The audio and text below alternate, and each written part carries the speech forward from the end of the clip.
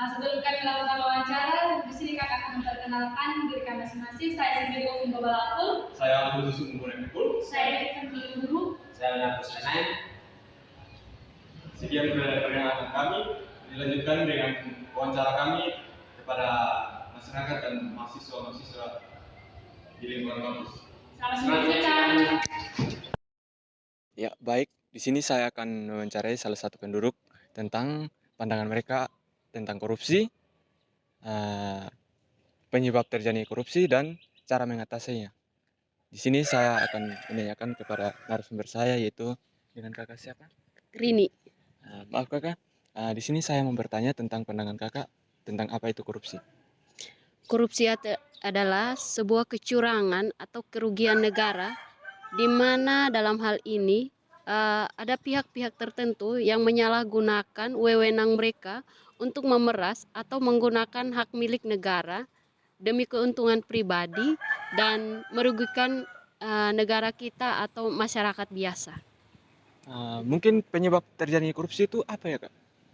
Penyebab korupsi itu menurut saya yang pertama itu adalah ekonomi masyarakat.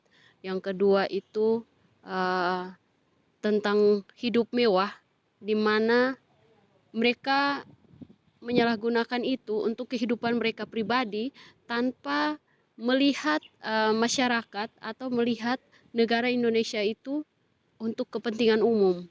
Mereka hanya untuk membiayai diri mereka sendiri, di mana mereka itu bisa bepergian kemana-mana, bisa melakukan hal-hal yang melibatkan untuk pribadi mereka tanpa melihat masyarakat Indonesia. Cara mengatasi korupsi itu bagaimana ya kak? Mungkin bisa lewat memperkuat Dewan Perwakilan Rakyat, di mana lewat menyuarakan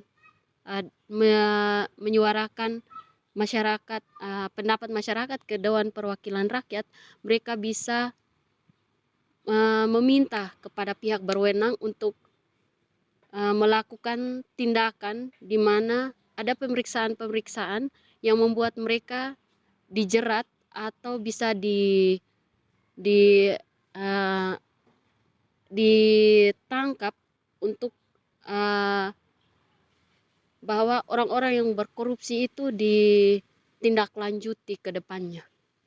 Ya, terima kasih atas pandangan serta cara mengatasi korupsinya kak. Mungkin sekian dari saya. Dan itu hasil wawancara saya kepada kakak Rini tadi. Sekian dari saya, terima kasih. Oke, baik, kita akan mewawancara salah satu narasumber kita di sini. Ada Kak Delvi. Kita akan mendengarkan tanggapan Kak Delvi tentang perilaku korupsi. Apa sih yang menjadi pandangan dan tanggapan Kak Delvi terhadap korupsi yang ada di Indonesia? Kalau masalah tanggapan, kalau masalah tanggapan pastinya kakak tidak setuju.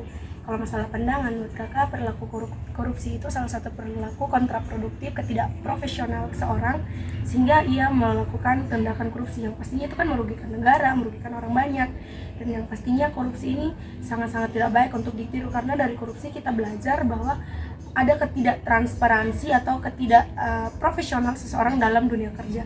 Dan juga kalau kita berbicara tentang korupsi, kalau kita berbicara tentang kerugian yang akan dialami oleh orang banyak, korupsi ini bukan cuma berdampak pada satu sektor atau satu orang saja. Korupsi ini berdampak pada semua sektor dan juga sangat-sangat merugikan negara pastinya. Dan tadi mengenai tanggapan kakak tegaskan lagi, kakak sangat-sangat tidak setuju, karena perilaku itu juga kita akan merasakan dampaknya seperti apa.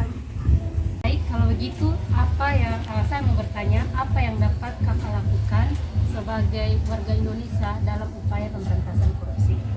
Baik, kiranya saat ini kakak bakal menjawab sesuai posisi kakak saat ini sebagai anak muda, sebagai mahasiswa, dan pastinya kakak juga belum punya peran yang besar bagaimana cara mendukung pemberantasan korupsi di Indonesia. Apalagi kita tahu sendiri bahwa masalah sosial yang paling tinggi pelakunya itu berlaku korupsi. Apalagi saat-saat ini, akhir-akhir ini viral sekali di masyarakat perilaku korupsi 271 triliun itu, dan itu bukan cuma merugikan masyarakat dari sektor ekonomi saja, tapi juga dari terancamnya keseimbangan lingkungan. Apalagi kakak kuliahnya di peminatan kakak itu kesehatan lingkungan, jadi sebenarnya perilaku korupsi ini merugikan banyak hal. Jadi perilaku korupsi ini seperti yang saya katakan di awal ini menyebabkan ketidakseimbangan di semua sektor. Terus apa yang perlu kita lakukan sebagai anak muda? Kita ada di zaman serba digital, kita hidup di zaman serba digital, segala sesuatu bisa diakses, informasi bisa kita share, bisa kita akses. Jadi yang paling sederhana itu kita mengedukasi masyarakat pastinya. Kita men-share dampak-dampak buruk perilaku korupsi, dan juga yang pastinya yang paling sederhana adalah kita menolak dengan tegas perilaku korupsi. Jadi kita tidak perlu memberikan ruang kepada orang-orang yang memang berniat korupsi atau yang sudah melakukan korupsi, supaya mereka tidak merasa bahwa lingkungan sosial mereka mendukung perilaku mereka. Itu yang paling penting. Dan juga apa sih yang paling sederhana lagi yang perlu kita lakukan sebagai anak muda untuk mendukung perilaku pemberantasan korupsi?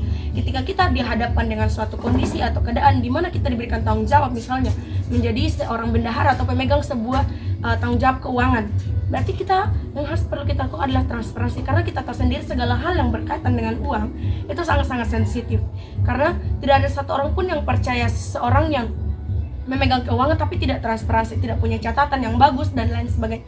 Jadi ketika kita ada dalam sebuah kondisi di mana kita sebagai seorang penanggung jawab keuangan, berarti kita harus punya admin yang baik, kita harus menjadi admin yang baik, kita harus memiliki catatan yang bagus.